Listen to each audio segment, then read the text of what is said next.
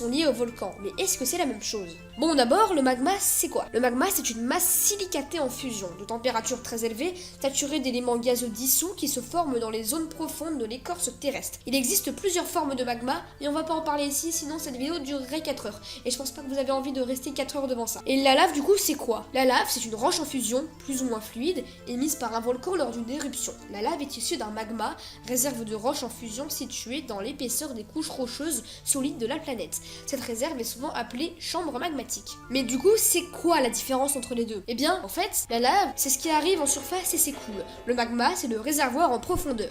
En général, le magma subit des transformations avant d'arriver en surface. Des minéraux cristallisent et restent stockés en profondeur, des fluides peuvent s'échapper. Si bien qu'à l'arrivée en surface, le matériel n'a plus la même composition chimique que le matériel profond, le magma. En général, la lave est moins riche en fer et en magnésium qui ont contribué à fabriquer les minéraux qui sont restés piégés en profondeur et, corrélativement, plus riche en d'autres éléments, comme par exemple le calcium, le sodium ou le potassium. En plus, en arrivant près de la surface, elle subit une chute de pression qui permet que certains fluides s'échappent sous forme de gaz, dioxyde de carbone, soufre ou eau par exemple.